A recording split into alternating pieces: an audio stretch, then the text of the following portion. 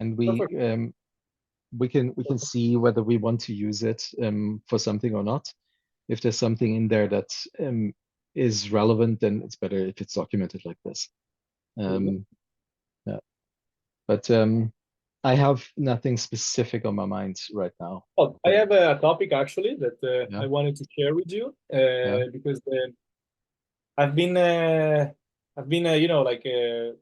resuming a little bit the year and also like myself, the purpose I discovered, and in particular, the choice of myself to bet, for example, on a specific side of, let's say, the possible solution for the planet, which Hmm. is the conservation area, Hmm. restoration Hmm. area. Hmm. Which is something that I really liked this kind of new knowledge that I acquired about that because I would say you know me, I know how to build the business, but Hmm. the impact side, it was a really big question for me. It was a Hmm. big Hmm. question mark actually. So um, I started gathering informations, etc. And I also spoke with some scientists during these days. In particular, scientists coming from the forestation area, so the Hmm. one that plants trees and all these things, and also some scientists from the really conservation part. So Hmm. Hmm. and actually. mm, well, Costa Rica is one of the pioneers on this Yeah, yeah. on this level. So basically, before for me it was really difficult to understand where to go because like if I can make this big financial force, how to direct it to the right, Hmm. to how to pick the right initiative, like these things. So I firstly I discovered that put myself out of the comfort zone in terms of not thinking about generating profit, etc. This last year gave me the chance to find my purpose. So this is I think something that I like to highlight because as soon as I left my mind from the profit area, I Hmm. really found not only myself but really a purpose-driven project, a real Hmm. purpose for me. So that was Hmm. a really good discovery. Hmm. And from the conservation side, I understood that we really needed to take this topic, not really counting on other stakeholders. When I saw today, for example, that the next COP presenter or like a sponsor, it's gonna be an oil company, the president of an oil company. I'm like, why we are doing this? We are leaving our fate for the planet to people that they ruin the planet. And that's seriously unbelievable for me to when I discovered that.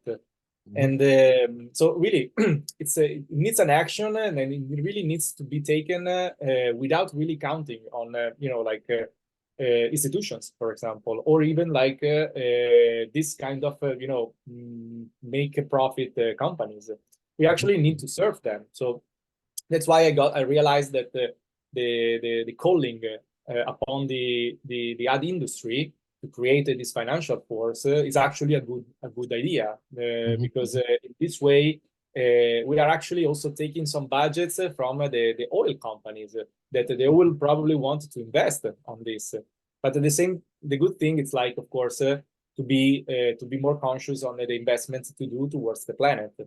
And then I discovered that, of course, I realized that the first thing that, like the first reason why that I pick conservation, it's mostly because I wanted to restore the nature. The Hmm. best, actually, how to say, the best companion that we have right now to fight the climate change, to fight the biodiversity crisis.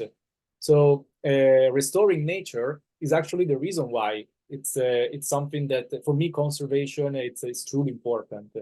And trust me, this was something that I I didn't really discover at the first point because for me it Hmm. was more like I was more focused on the traceability of the investment. I was more again into the part of the business side. But this way, I understood that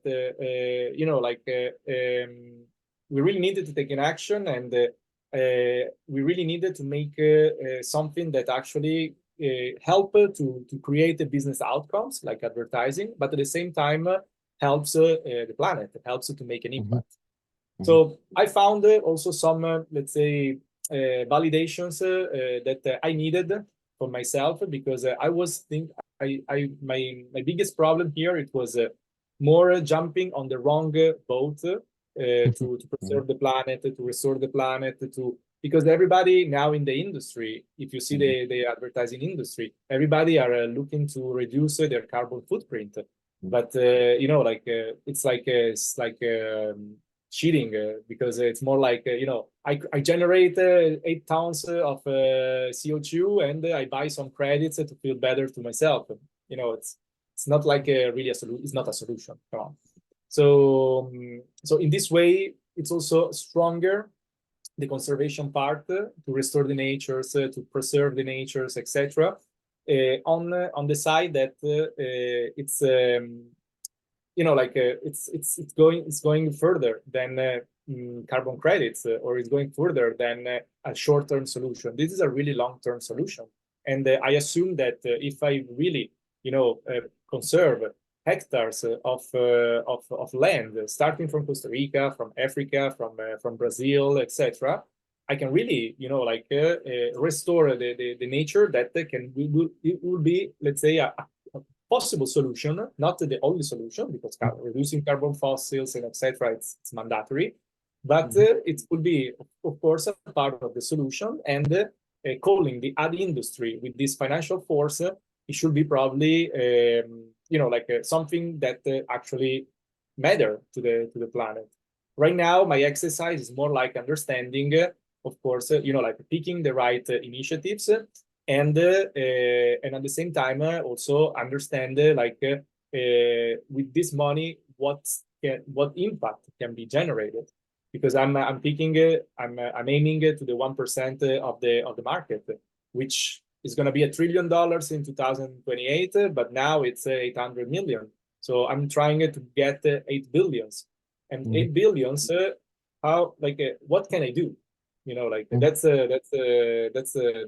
that's my next questions that I'm gonna try Yeah. to find a solution. I just sent you a link to an initiative in Africa called Africa Parks. Where did And you see it?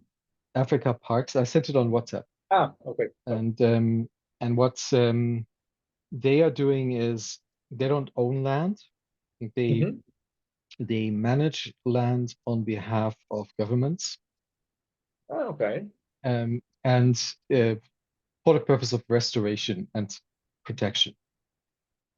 Um, and they are ramping up their efforts, I think, to a point where they will be in need of, I'm not sure, I think it was 1 billion per year or something like that in 10 years. Um, and and they have a track record of decades of doing this. Oh. And I'm How did you meet them? Like, how did you get to know them? there was an event in Vienna recently, um, organized by LGT, which is a philanthropic and philanthropic money manager and investment company or investments vehicle. And and there were several of these initiatives that are in need of large amounts of money, and are already doing things. There's a second one run by Enrique Sala, who was also there, Mhm. to protect, I think, 30% of the oceans. Amazing. Um, and he needs, I don't know, 10 billion or something like that. So, so these are some large scale projects that are already looking into exactly that direction that you're looking into, the protection. Mhm. and that are in need of that kind of money. Um, I've only spoken to them the whole bunch once, but I'm pretty sure they will respond when I reach out. If you're interested in connecting and exchanging notes, because that might be the exact direction that you're looking for. Um, and Amazing. in the case of Africa Parks, specifically because they think in ecosystems, so they also think about the people who live on the land and empowering those people to live dignified, fulfilled lives. So they actually want to protect the land for their own out of their own initiative, because Yeah. it's the protection of the land is incentive aligned with their well-being. Yeah. Of Um, course.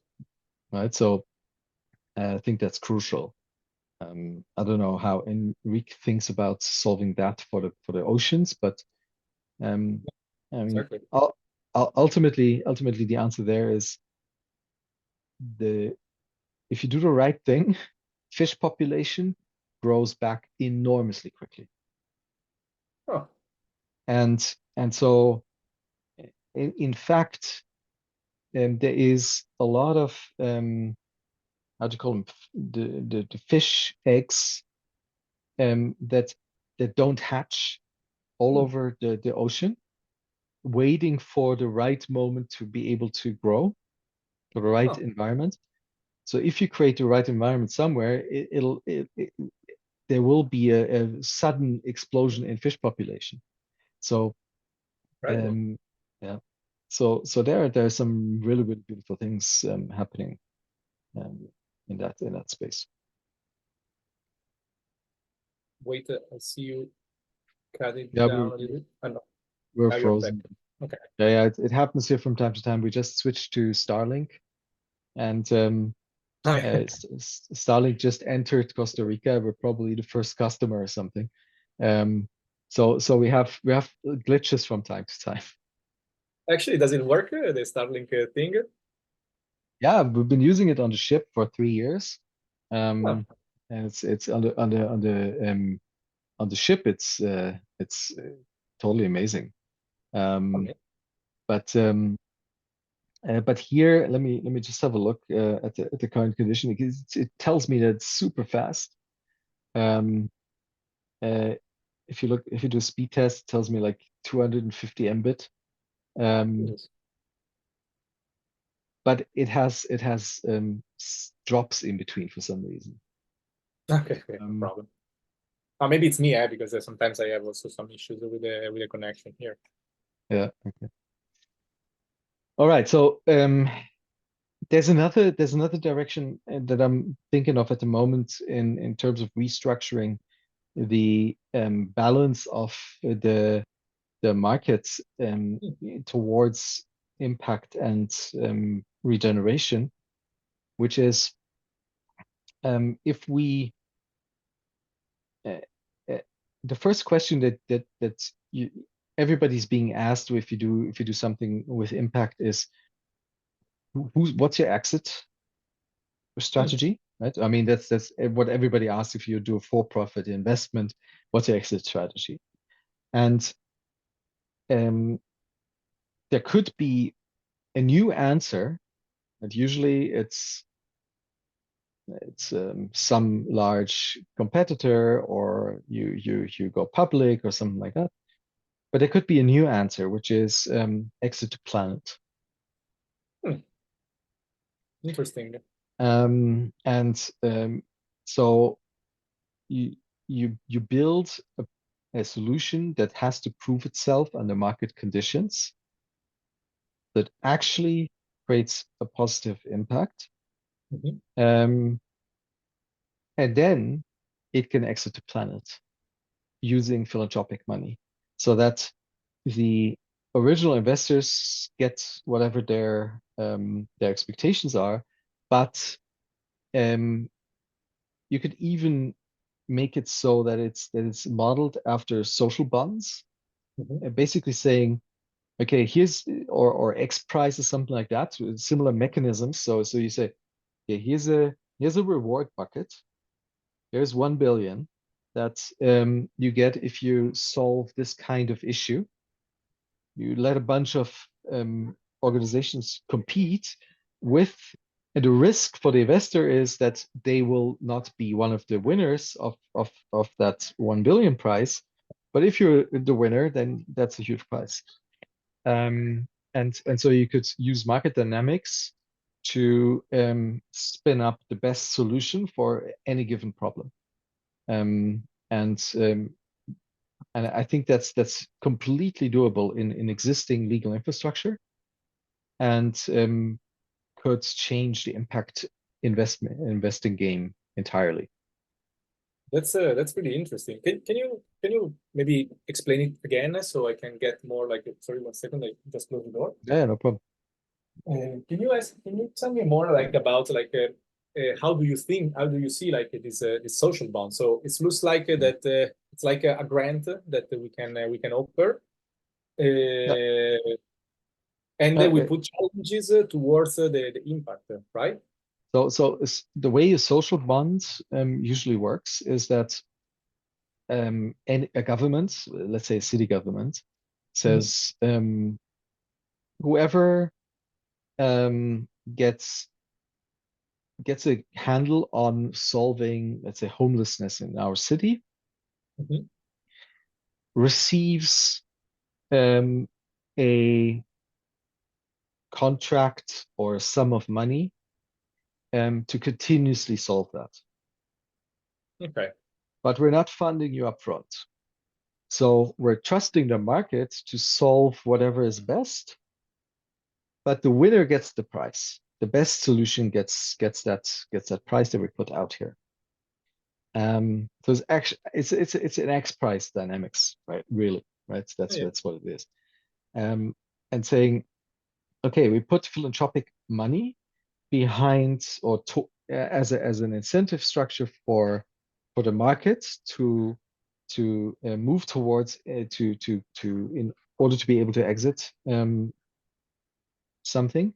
So you can use all of the existing investment infrastructure, all of the existing um, tools and structures and knowledge around how to build solutions and how to accelerate and scale up solutions.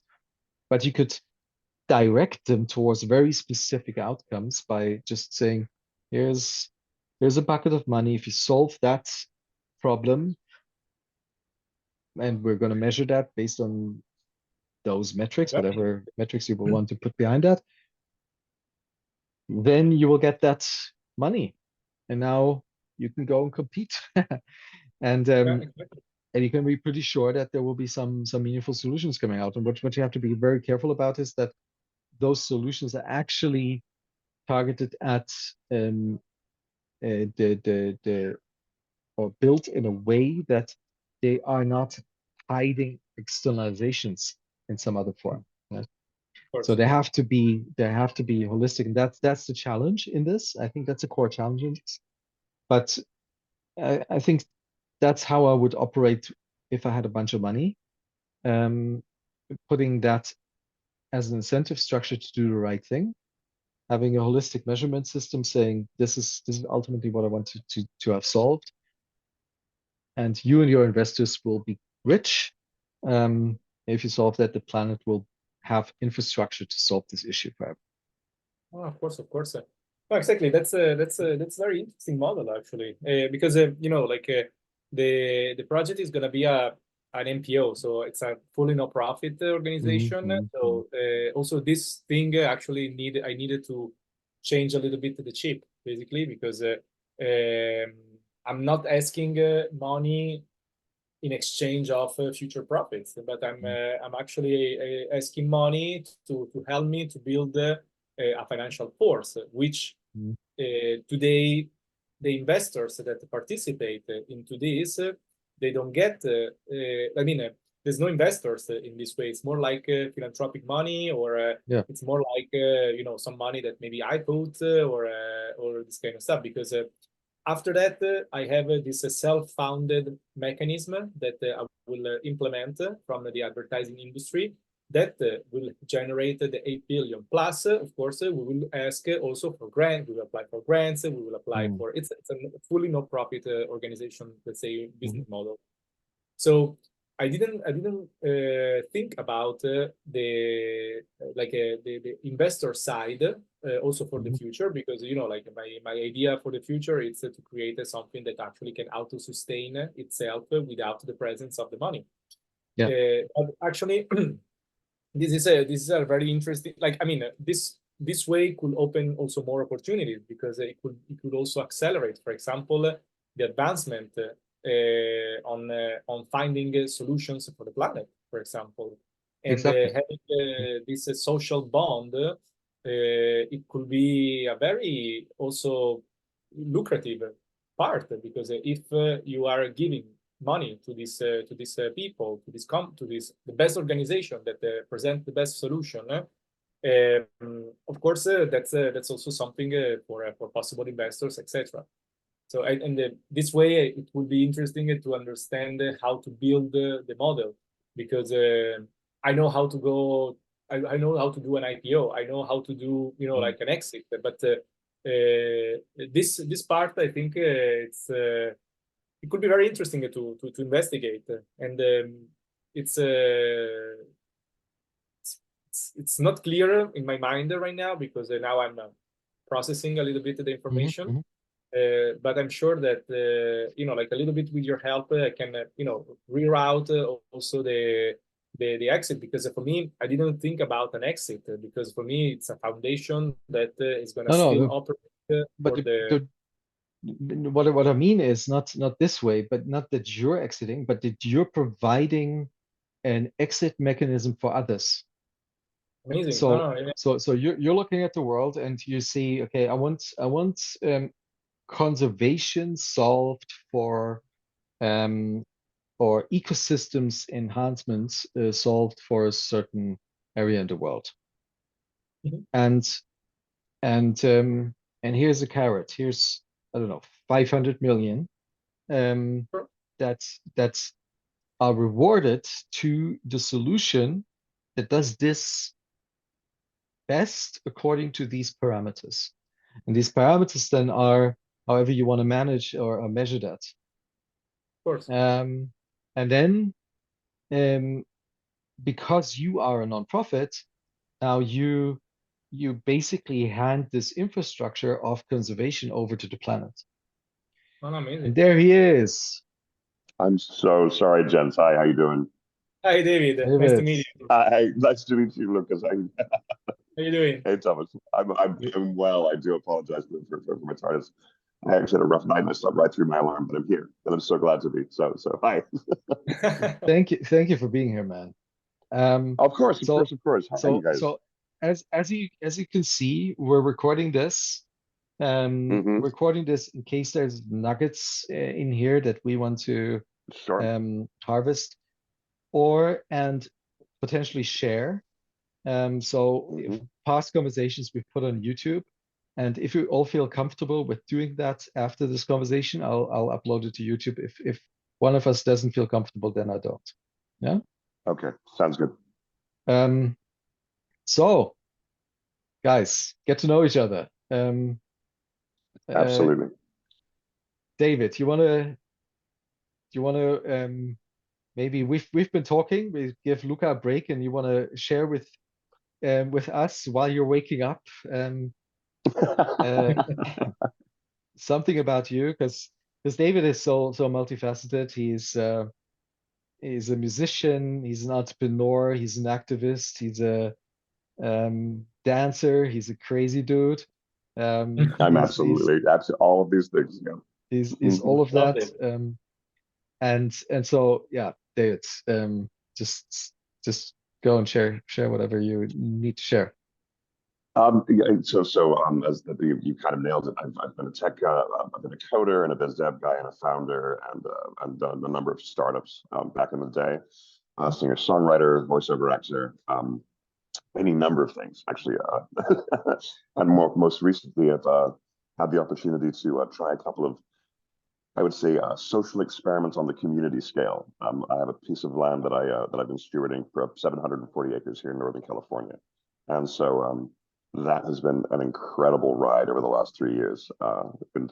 So we can get more into that with but yeah. So any number of these things, and of course I would love to get to know Luca. What more about you, which I know very little, Sure. but on nearly enough. Yeah.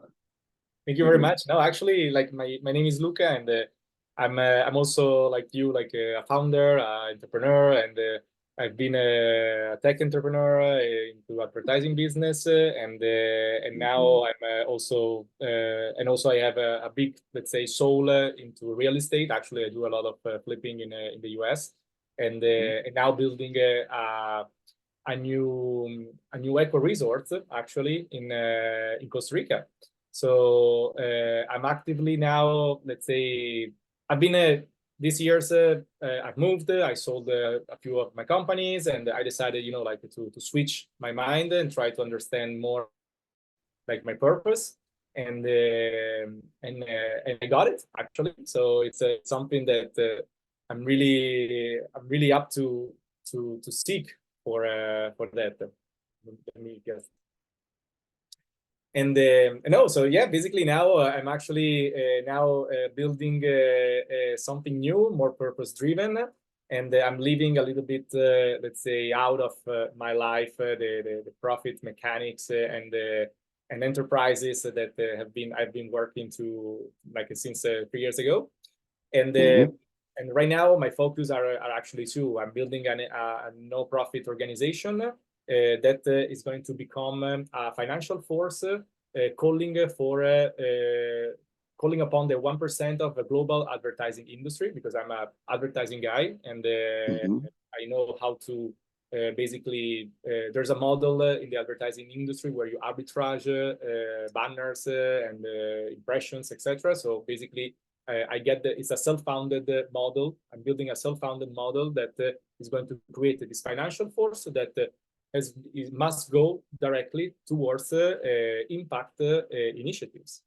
And as an impact, I was just discussing with Thomas that I decided basically to focus this financial force on conservation initiatives. So buying land, leaving 20% to the community, building something for ecotourism, or doing something like just building places for homeless, for like these are like the part that actually are deforestation of the Amazonia. So I'm really like going towards this restoring the nature, and also like trying to find some solutions about the climate crisis, the biodiversity crisis, etc. And I think owning lands and like using those lands for good, basically, I think it could be a good point actually to start. And then with this financial force, so calling up for the 1% of advertising business, I can make 8 billion yearly that I can direct, directly to the initiatives I believe they are really, trying to find something different. So like to create an impact for the planet. So I changed, let's say, my soul, and I finally found a little bit my purpose again, and that's it. Oh, it's great. Yeah, fantastic. So this ecotourism resort, how far down the path are you? Say it again. Sorry, I missed the last part. So you say you think you're doing this in Costa Rica, yes? This ecotourism resort, yes? Yeah, well, actually, this is more like let's say an opportunity that I got years ago, because I bought a land, beachfront, basically, Guanacaste, and right there I'm going to build the first eco resort in the area. And this is basically like it's something that I'm closing right now. So basically, it's like tomorrow I need to go. I'm in Mallorca, in the Balearic Island right now, to go to Meliá, which is a hotel tour group operator, that is gonna manage the building basically that I'm going Oh, to wow. build. So it's so like I basically I'm perfectioning everything on the details. I'm just missing the permits, which it's already advanced. So I'm just waiting for the like full okay from the ICT, so the Tourismic Institute, basically Tourism Institute, and it should start basically the operations from June this year. So that's one part. But after that, like this is one of the ecotourism thing that I'm gonna build, because after that I'm gonna buy. There are like 2 hills behind this land, which is around 50 hectares. So it's big land. And right there, like I'm gonna try to start also, really making practice my conservation, let's say principles or point of view. So leaving something to the community, helping like the nature to be restored, the biodiversity to connect, like all these kind of things. But I'm a let's say I'm a newbie in this world, because I'm now like getting more information about what is actually impact means for me. And I think conservation initiatives, it's actually, I was telling right now to Thomas that conservation initiatives are actually the one that I'm picking for my mission, basically.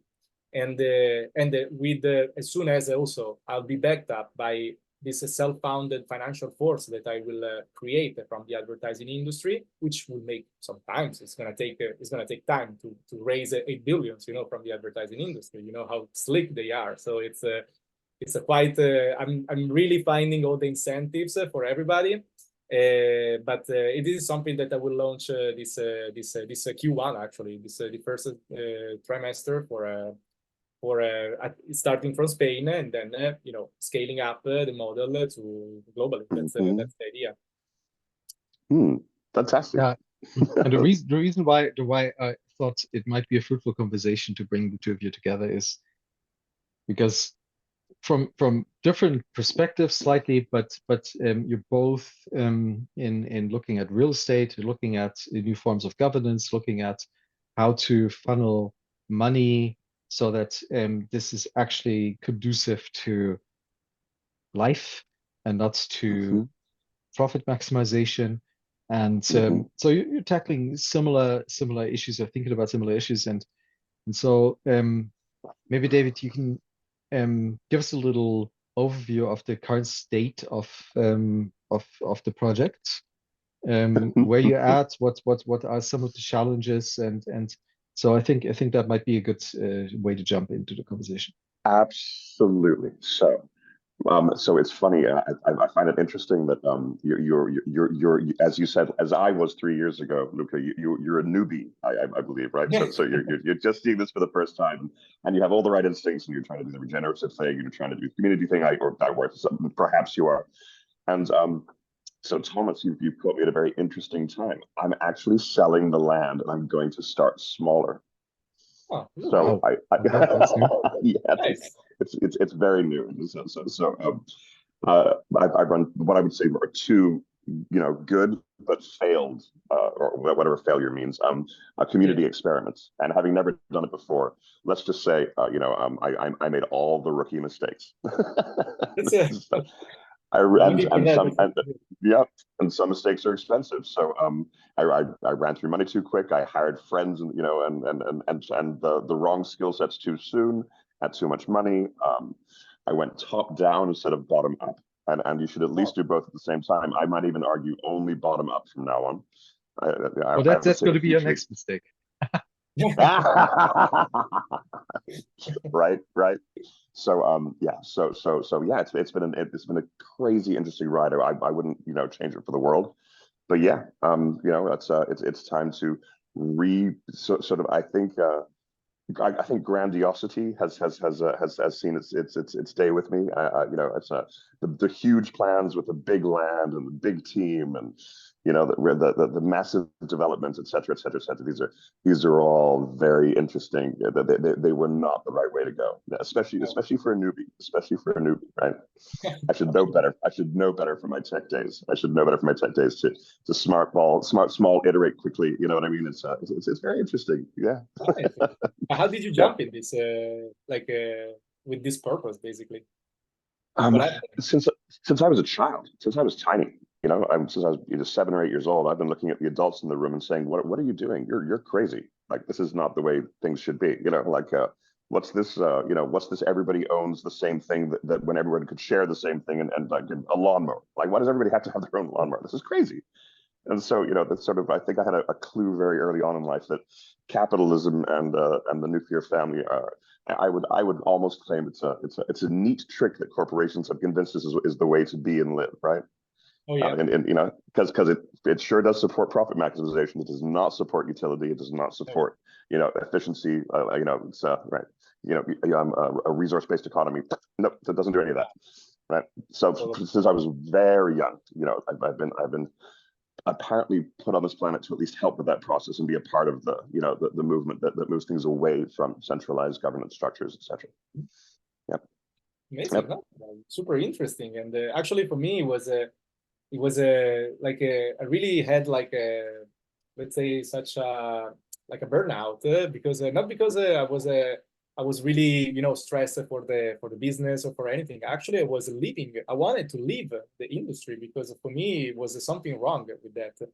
And as soon as really I switched my the mode and I switched my mind and I didn't really focus on this year in particular. It was really a bad year for my companies, but at the same time, it was amazing because it helped me to not really distract myself from profits, because of course some parts of me needed, of course, to make some money to live, etc. And on that, but at the same time, you know, for me it was really I had less distractions to grow in my wealth, in my companies or whatever. And I really discovered this new purpose that I've been discovering really like a few months ago, because for me it took 3 years to realize everything that I'm telling you right now. So it's I started from you know, like growing my spiritual part with a coach and etc. And then I started you know, like also investing in the wrong businesses. That actually, but in the same way, they helped me to realize what needs to be done. So now that I have this foundation in my mind, or this financial force that I'm going to create, and all this kind of stuff, everything has been brought to me basically like the last year, as soon as I started really truly failing and on the profit world. So as soon as I left that game, basically, but I know that that game is also the one that is gonna found the progress that I will go through, you know, like through my no profits and through everything that I'm going to put in place. So let's say I need also to use that currency, let's say, to be able to build a better future, and that's also something that I realized. Yeah. It took me a lot, honestly, because really I wanted to leave that world, but at the same time, you need to use it to do something to build a new one. Yeah, that's fantastic. So one of my favorite words is transmute. Okay, and to take, I think to waste a skill set that you're very capable of. Apparently, you know that the world has shown you're good at this, right? Yeah, and you know this backwards, right? Because you've been doing it for a long time, and to take that, and instead of abandoning that and letting that waste away, wither on the vine. I'm a big fan of the 80-20 rule, right? If you can find a mechanism to take advertising, especially advertising and marketing, I would say, right? You know, right. And if you can take a part of that income stream, let's call it 20%, right, and funnel that away from, right?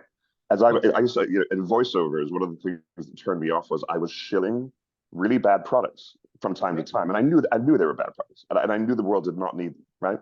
Like interest-only loans for toys for, like buy this Yamaha bike, and you don't worry about the interest-only loan with the balloon, no, don't worry about that, but you're gonna have fun riding it, and just listen to my voice and I will tell you, it's that sort of thing.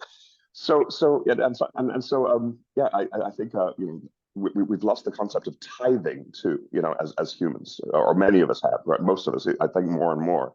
So if the world just tithed, right, and redirected or transmuted that energy into what needs to happen, right? If we don't do certain things, it's all over, or it's just no fun to be around. Like it's a miserable existence, right? So more power to you. Absolutely, yeah. I'm go team. And David, can I ask you just a quick question, like about how in the last few years, like that you focus on more like this part, land part, etc. Like what have you been done? Like what did you do like during these years for for the from land the land part? perspective and from the impact perspective, like just to. Well, so here's the other thing that I discovered is that maybe I chose the wrong geographical spot on the planet. I may have chosen the hardest spot on the planet to do something quickly and effectively and iterate. Like you can't iterate quickly in the lands and land development arena in Northern California the way you can in the tech world, for sure. And besides which, land development and land entitlements anywhere, and certainly the development part, the building part, is a slow process anyway, by definition, right? So in Northern California, it's about as slow as it gets, right? It's like the legislative structures that you go up against, the bureaucracies, the bodies of law, the code, the permits, you name it. So it was that part of it. It was actually very saddening and frustrating because I couldn't just start community, right? I couldn't just like build houses. I couldn't, just pull permits, right? Yeah.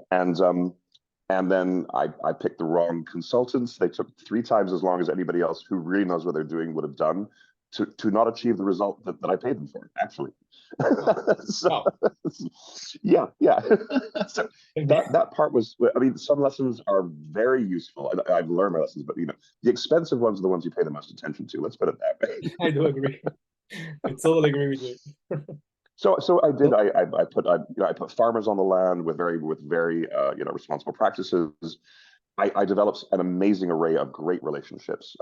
For example, if you look up, I can send you the links, but Michel de Kemeter has been studying regenerative practices in Belgium as an economics professor, and a rogue one. Most of his colleagues disagree with him, even though he's right and his stuff works. his theories actually work pragmatically on the ground and have been proven to. So he's not most of the theorists don't like him because he flies in the face of their pet projects, right? and their pet thinking. Exactly. But anyway, he does something called he calls it Regeneration Islands, and he runs a program called the Extrapreneurs, which is a spin on entrepreneurs. It's more dolphins versus sharks. It's very much we cooperate, we share knowledge. Everything's open source from a knowledge perspective, and we help each other globally. He has, I think, at least 100,000 hectares, if not a lot more. I never took, but he's got 100 projects on 4 continents now. I mean, and they're all just gangbusters, right?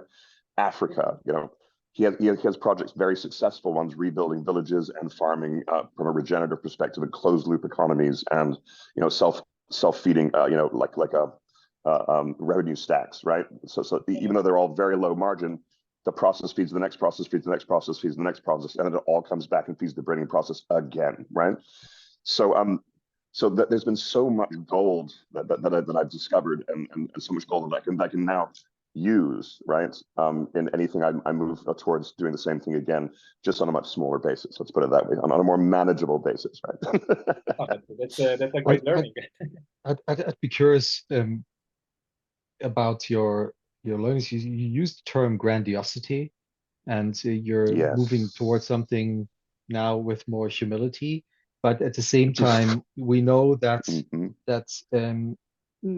big grand solutions are required. So could you synthesize something like a theory of humble grandiosity out of what you just experienced? Sure. Okay. So this is the way I would put it, and I think this is probably part of my mission in life now, is to find other founders, right?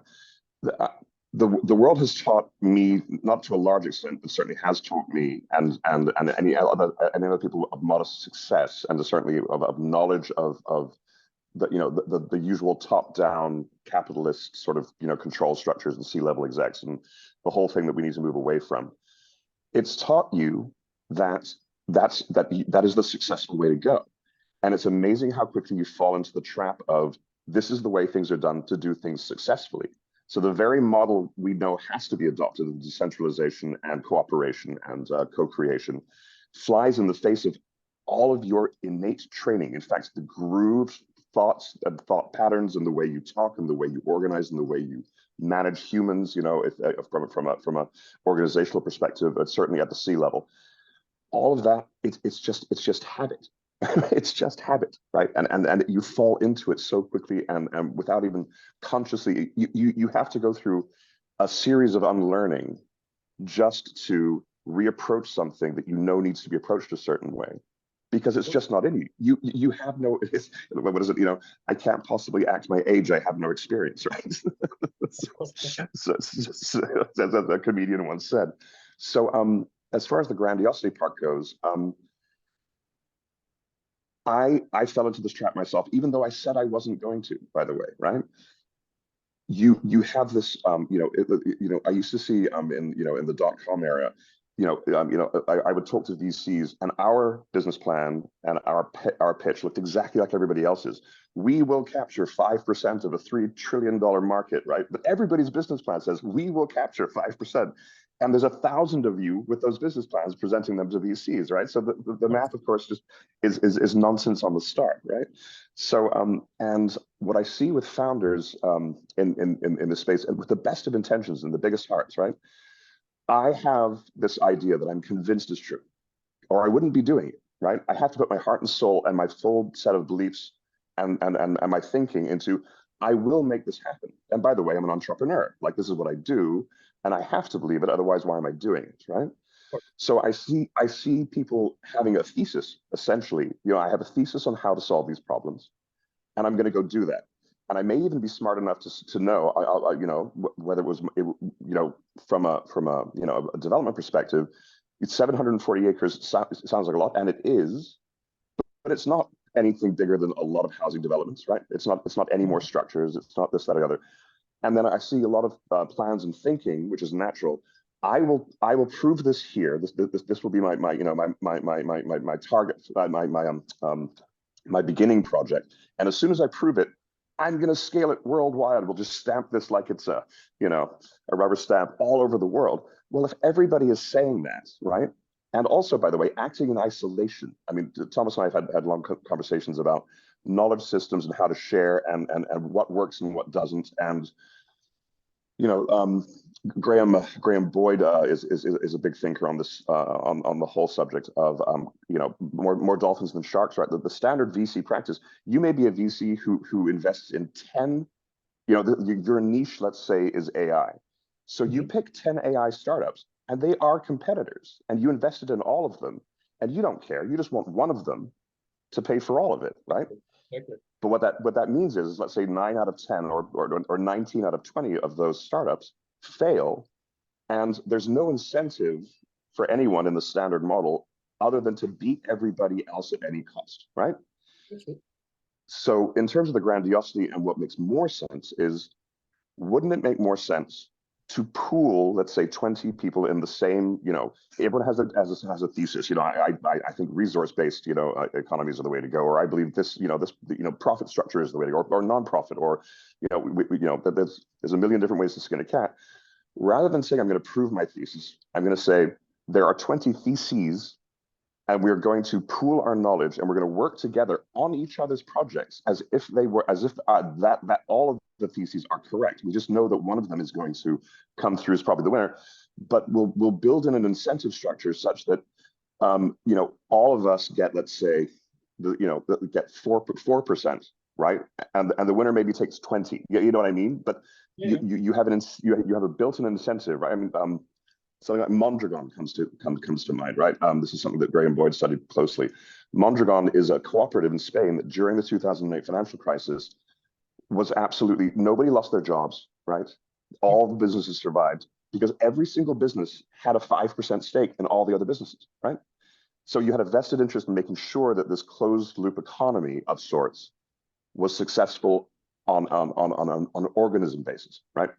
So can we not just say, okay, I'm invested in your success, you're invested in mine. We're going to have the humility to support each other's visions, and we're going to iteratively do all of it, and we're going to use a pool of financing instead of each one of us approaching different pools and trying to get one source of this or one source of that, which comes with its own problems, by the way, because then you're talking about the ideas that the investor has and what their thesis is and how they want to shape and inform the process, right? And so if and that's not cooperative, but it should be, right? It's not co-creative. So does that help in terms of grandiosity and humility and what I would say is the way I would approach it this time? Thomas? Yeah. Um, while you were talking about this, I was running some scenarios in my mind about one historic example of what you were describing is PayPal, right? Mm-hmm. Where two competitors got together because they could see that none of them would survive if they continue to compete in a market Mm-hmm. crunch. So they decided to come together and make the best of it. That didn't really work out to the extent that it could have because of egos, right? And that's where you Exactly. started. That's where you started Exactly. the point, saying, okay, the 20, let's all get together and pool our skills and talent and theories and work out the winning solution in a collaborative environment rather than in a competitive environment. But Exactly. that means that you have to put your ego into the backseat. And the question is that even possible? Right. Or what well, what are the preconditions for that? Does everybody have to go through the grandiosity learning curve first Mm-hmm. to arrive at a point where we say, evolution didn't really select individual sapiens, it selected for groups of sapiens. So Right. let's be a group of sapiens that actually works together to solve whatever issue we want, rather Mm-hmm. than being egoic. So Absolutely. what's your position on that? Do you believe that it's even possible to fast track that ego to self move, or does that require time and negative experience? So see, that's the rub, right? Is it possible? Do people like me have to go through the experience I just went through in order to change, right? So that's a very valid question. Gents, give me 1 minute. I'll be right back. Okay. No worries. Thanks. No, but actually, that's exactly why I'm putting up the YEP Foundation and the YEP No Profits, because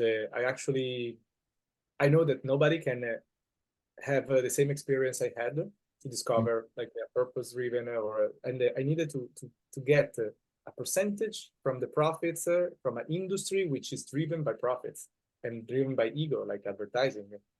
So that's actually like the main challenge for me to find the right incentives, like a common goal where actually they put aside the ego and they actually participate to this operation, because that's really the challenge I'm trying to address here. I'm wondering, do you know the move that Zappos does with new employees after a Oh, week or two?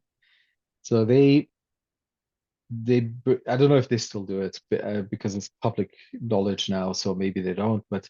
Um, but they say they call you into this meeting. They literally put money on the table. That's your like the 1 month worth of salary or something, or 2 weeks or something like that.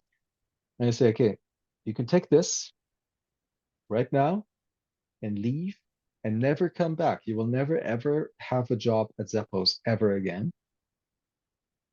Or you leave it on the table and keep your job. Choose. Um, and I'm wondering if there's a mechanism like that, but that's attached to something else, like mm, the Nordic secret of the folk high school movement, right? Giving people 6 months to really ground themselves to understand what it is that they want to do in life. And if after that time they still want to be part of the nonprofit, then you know they're really in for it.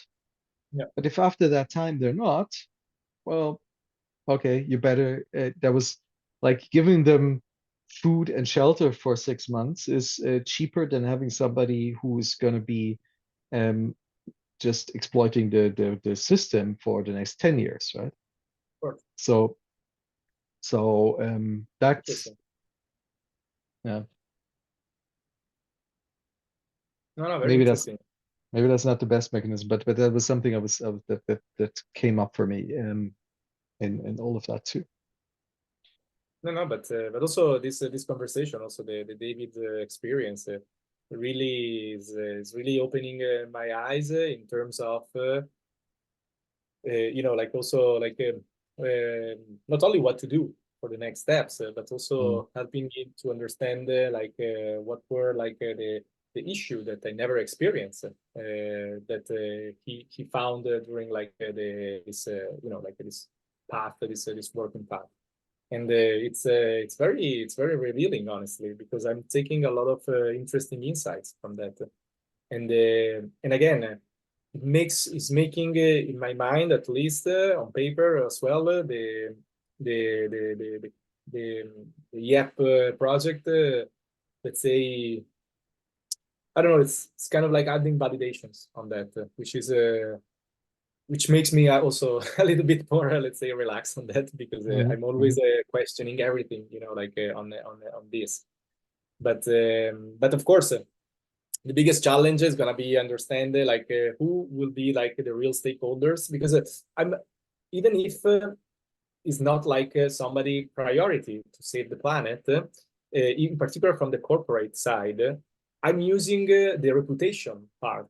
So if you do well and you apply and you contribute to this to my mission, to the YEP mission, you will be recognized in your world as the good brands, as the good player, as that's also something that I'm using as a backup plan. Let's say if I don't see somebody that actually really spouse my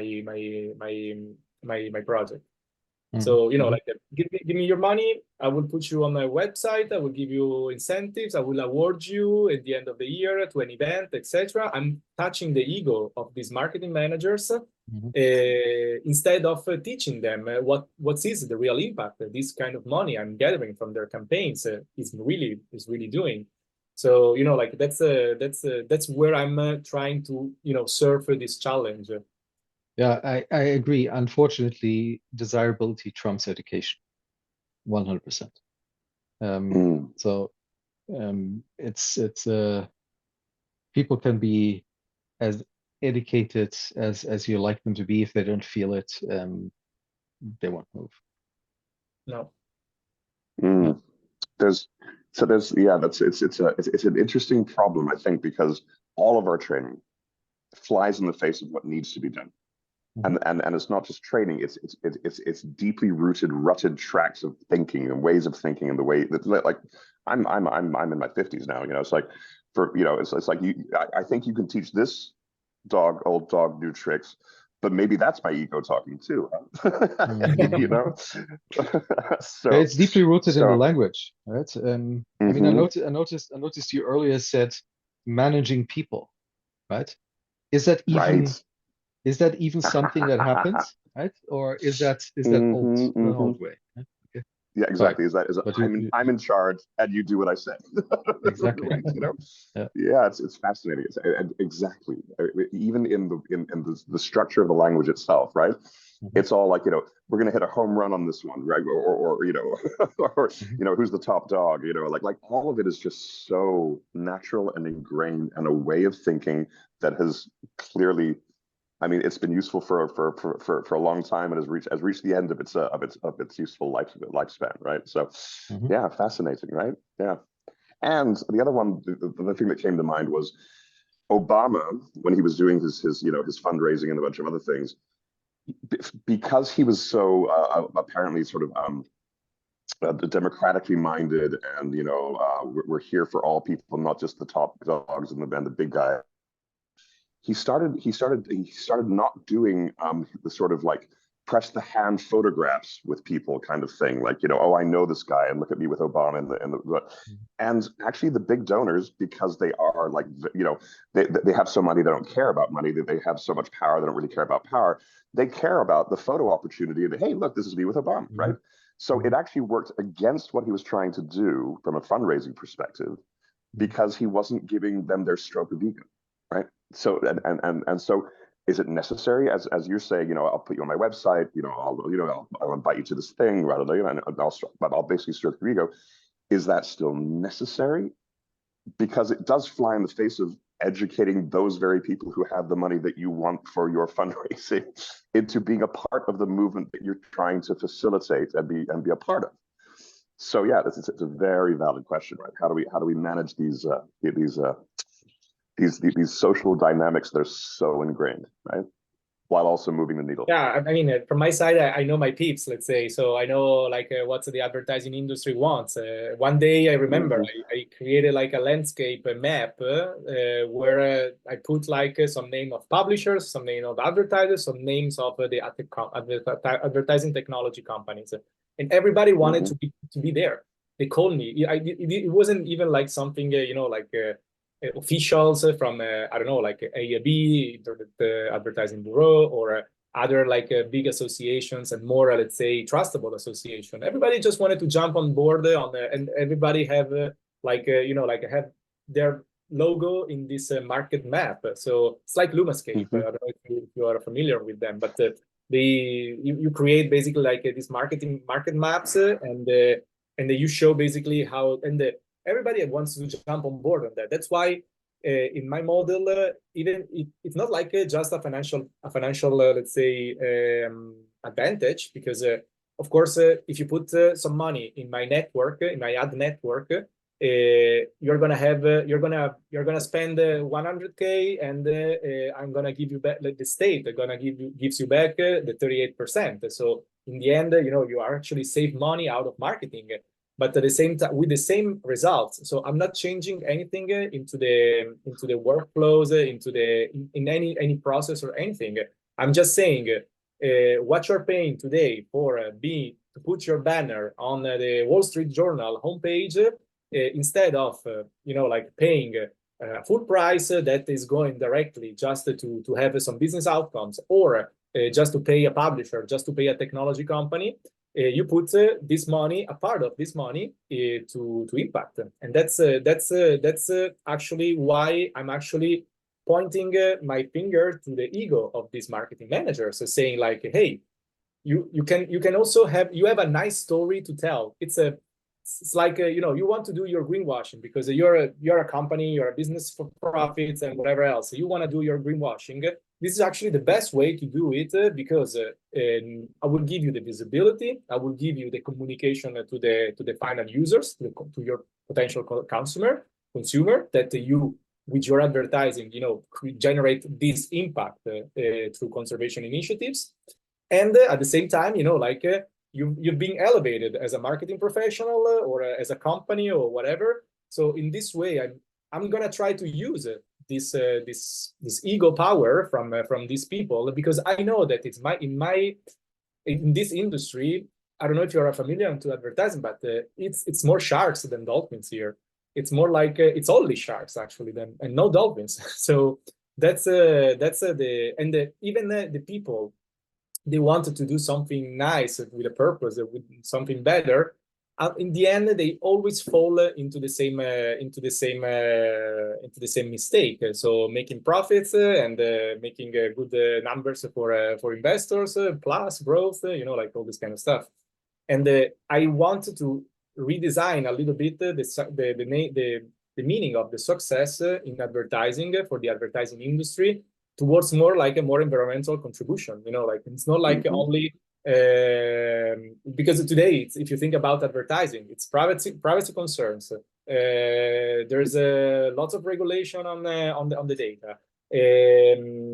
These big tech companies, they steal your data, they steal your identity, they're still whatever. And advertising is seen also as a bad thing, but actually it has the power to influence people. So that's also what I'm trying, to use this influencing power that and that's why also I will my advertising, the advertising that is going to pass through my network must be recognizable from the final user.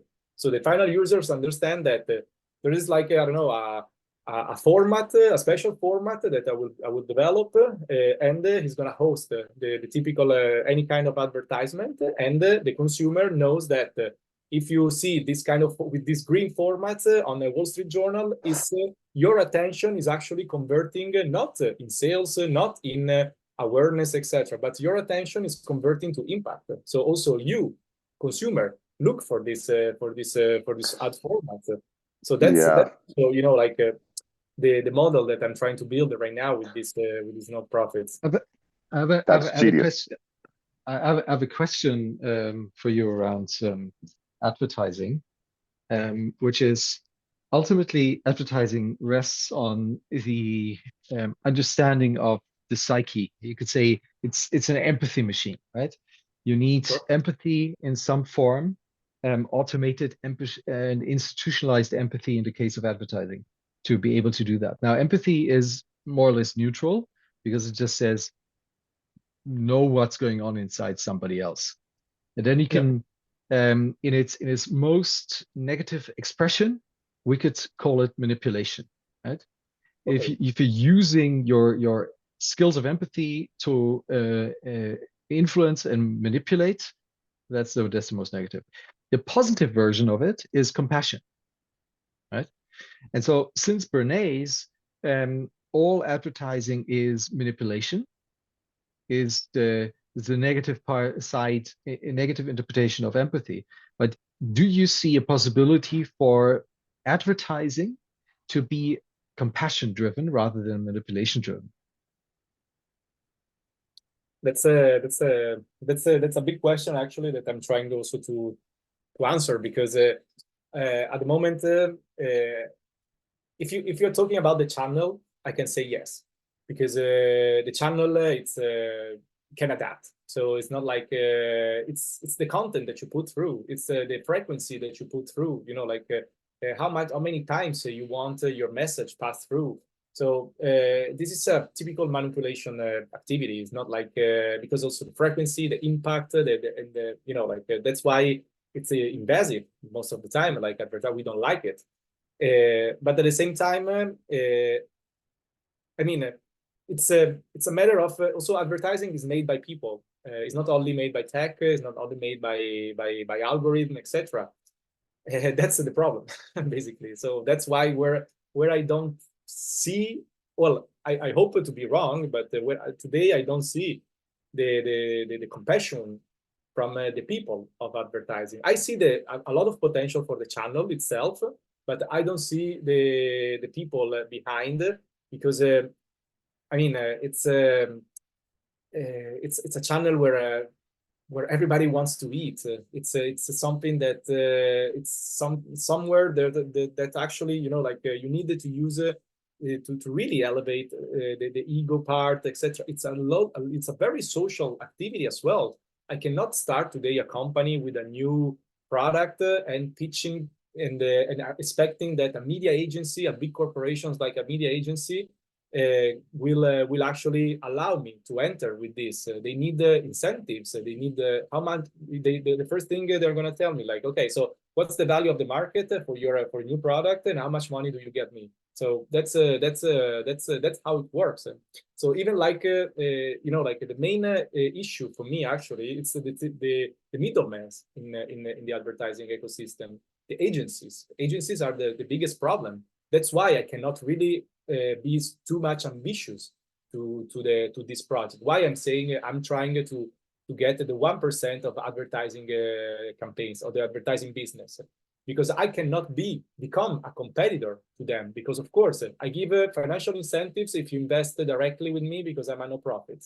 I give you recognitions and you generate impact with your advertising without changing your workflows or your business outcomes, because you're going to appear on the Wall Street Journal. You're not going to appear on the little blog that I write myself, you know. So I'm a really standard, like keeping the same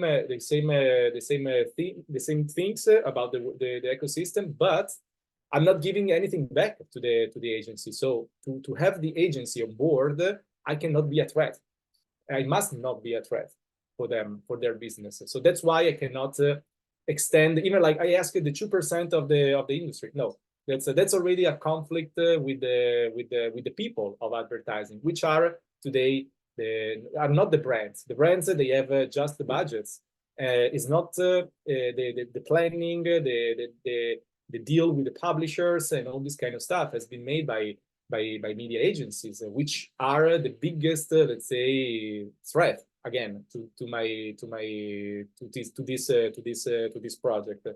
That's why I needed to find also incentives to them. So not becoming a threat, and elevate your reputation as the best agency that is investing more into impact, into our network, etc.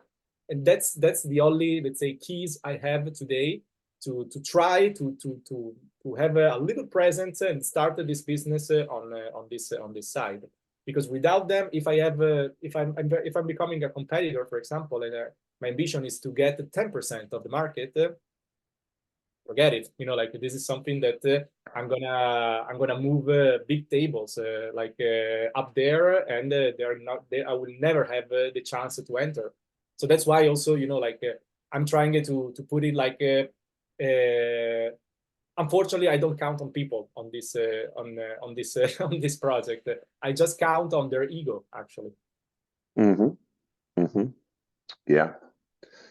Interesting. Yeah. So there's I think there's this sort of idea of the process by which we change is what we're really nailing. How do we get, you know, people like me to not make the same mistakes, to actually have a facilitated process by which they don't have to make the same mistakes I just made. Your question is valid, of course, Thomas. Is it even possible to not have people like me go through the experience I've just gone through in order to really get to the point, right? So what we're really talking about is how do we design processes by which we move towards things in a way that suits the existing infrastructure? We're really here to build bridges, right? We're not here to build the bridge. We're here to like put in the cornerstone, start to build the bridge, move towards something in a way that is self-sustaining in itself as a process, right? In order to shift the landscape and shift the way we just foundationally think as humans, right? Especially in a business context. Yeah.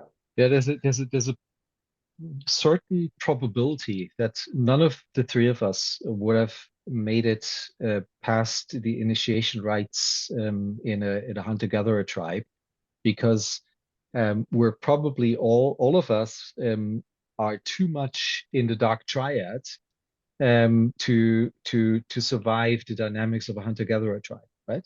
Because if they don't heal dark triad people, they will kill them.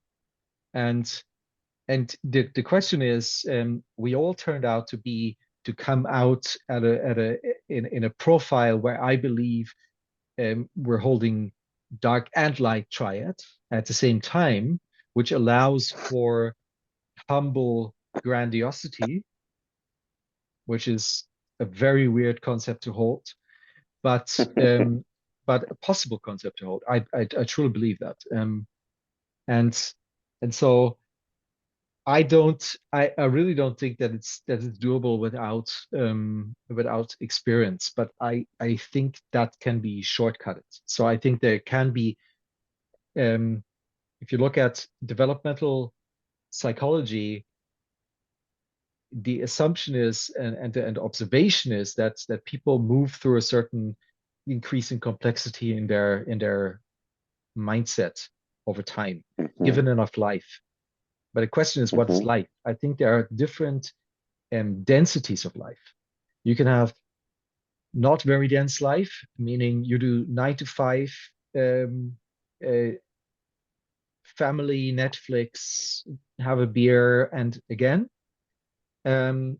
Or you do all high intensity, high density, and then you can do that in a much shorter amount of time. But I think the total sum of experiences is always the same. So yeah. But having said that, in 1 minute I need to be in a different call, unfortunately. If I was literally just gonna say the same thing. Unfortunately, because I'm really enjoying this conversation. So we should revisit if you'd like. Seriously, I'd be down for that, because this is good stuff. Cool. This is good stuff. Cool. I'll put us into a little WhatsApp together, and we'll find some time for the next call. Fantastic. That sounds wonderful. All right, really Beautiful. good. Guys, thank you very much. Okay, thank you. Super nice to meet you, David. Great, fantastic. All right, we'll talk. Thank you all. All right, Thank you. thanks, guys. Absolutely. All right, ciao. Have a good Ciao. one. Ciao.